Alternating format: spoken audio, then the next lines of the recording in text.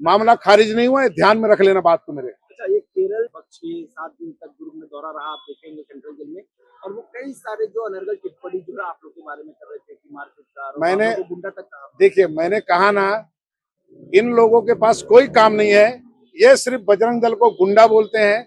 बजरंग दल के कार्यों को ये कभी जानते नहीं है, और कभी बजरंग दल के कार्य कर पाएंगे। लोग सेवा, सुरक्षा, संस्कार के तहत हम लोग काम करते हैं। हम लोग अपनी बहन बेटियों की इज्जत, सुरक्षा और जो भी सेवा कार्य होता है हम लोग सब करने वाले लोग हैं।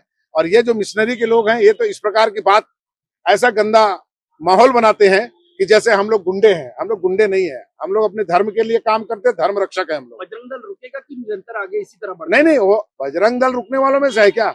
आज उनको जमानत अगर मिल गई है तो वो किस बेस पे मिली है, हम भी अपने लोगों के साथ बैठ के समीक्षा करेंगे उसकी। ठीक है, आगे क्या करना है क्या नहीं करना है, हम बैठ करके रणनीति बनाते हैं। इसमें हम अपने समाज के लोगों को बुलाएंगे, हमारे वरिष्ठ जो वकील साहब है उनको बुलाएंगे, और भी हम कुछ सरकार के साथ भी गहन चर्चा करेंगे। इस विषय को लेकर हम बैठेंगे, हम देखते हैं क्या हो सकता है इसमें। कन्वर्जन करवाने वालों के लिए क्या आपकी वक्तव्य रहेगा? कन्वर्जन कराने वालों को सीधा मेरा चैलेंज है कि ये कन्वर्जन का काम छत्तीसगढ़ में बंद कर दीजिए।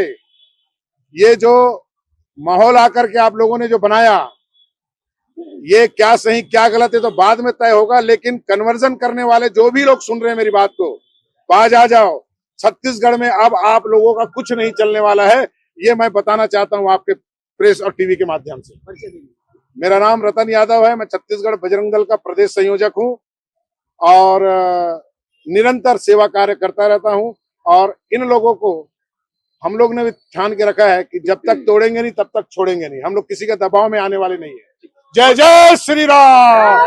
पूरा सारा आरोप एक नाम सिर्फ ज्योति शर्मा, क्या कुछ कहना चाहेंगे अपने नाम को लेकर, जो इतना चर्चा है प्रदेश से लेकर केंद्र तक? बिल्कुल कहना चाहूंगी, जो काम करता है उसी के लिए चर्चा होता है, और मैं धरातल और हिंदुत्व के लिए, अपने छत्तीसगढ़ के लिए, अपने देश के लिए मैंने काम किया है। और जिस तरीके से मेरे ऊपर में आरोप लगाया जा रहा है तो उसका मैं पूर्ण रूप से खंडन करती हूँ। और कहीं भी अगर ऐसा वीडियो है जिसमें बोला जा रहे हैं पूरे देश में जितने क्रिश्चियन हैं, ये लड़कियां जिस तरीके से बोल रही हैं कि हमको मारी, हमको धक्का देते हुए ले गई है, या मेरे बजरंग दल के भाई लोग उनके कमर में हाथ डाले हैं, तो जितने रेलवे स्टेशन में कैमरे लगे हैं चेक कर लिया जाए।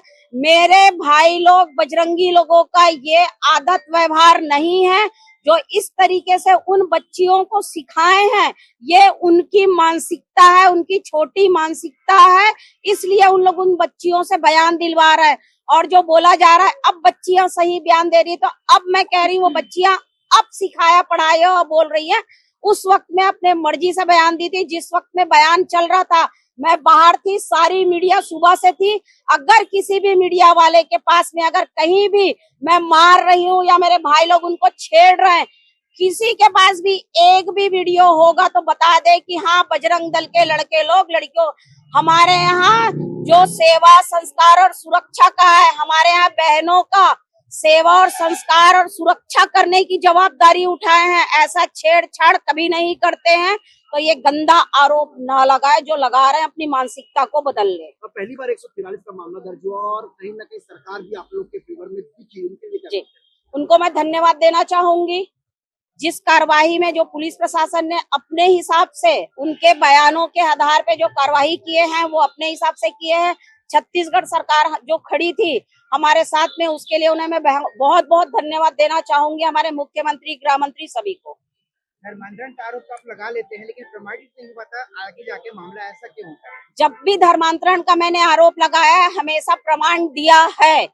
उस चीज का जो पकड़ में आते हैं उस वक्त खुद कहते हैं। अभी जो लड़कियां यहाँ थी वो सारे हिंदू, उनका आधार कार्ड, जो लड़की बयान दे रही है वो बोल रही है 5 साल से मैं मान रही हूँ। मतलब क्या होता है, धर्मांतरित ही हुई है ना भाई, 5 साल से मान रही है। वो जन्मजात क्या थी, हिंदू थी, उनके घर के लोग हिंदू थे, 5 साल से मान रही, तो इसको धर्मांतरण ही मानेंगे ना? तो मैं कहाँ गलत हूँ ये बताइए। छत्तीसगढ़ में अगर बजरंग दल या विश्व हिंदू परिषद या जितने भी संगठन है काम करते हैं और धर्मांतरण का आरोप लगाते हैं, प्रमाण के साथ लगाते हैं। हम कहीं पर भी झूठा आरोप आज तक नहीं लगाए हैं। जवान को बाहर कर दिया गया और हमें वहाँ जो जो है वो दबाव पूर्वक एफआईआर करने के लिए मजबूर किया गया है, ऐसा उनका कहना है। किस समय पुलिस कमरे से बाहर हुई है ये मुझे बता दे, और दबाव पूर्णक फिर उनसे एफआईआर लिखा कौन है? लिखे तो पुलिस वाले लोग हैं, और सारे समय पुलिस वाले साथ में रहे हैं। 1 मिनट के लिए भी पुलिस वहां से नहीं हटी है। कुछ देर के बाद में महिला पुलिस भी वहां आ गई थी, तो उन बच्चियों को और नन को महिला पुलिस के संरक्षण में थी वो, तो ये गलत कहना है कि दबाव पूर्ण बयान लिया गया है। बल्कि दबाव तो ये लोग दे रहे हैं। देख रहे हो ना, 2 दिन से 3 दिन से कितने केरल के सांसद आकर के माहौल बना रहे हैं। तो दबाव ये लोग दे रहे हैं, लेकिन ये दबाव में नहीं आने वाले हम लोग। भाई ये बच्चियां आज 8 दिन बाद जाके एसपी कार्यालय गई हैं।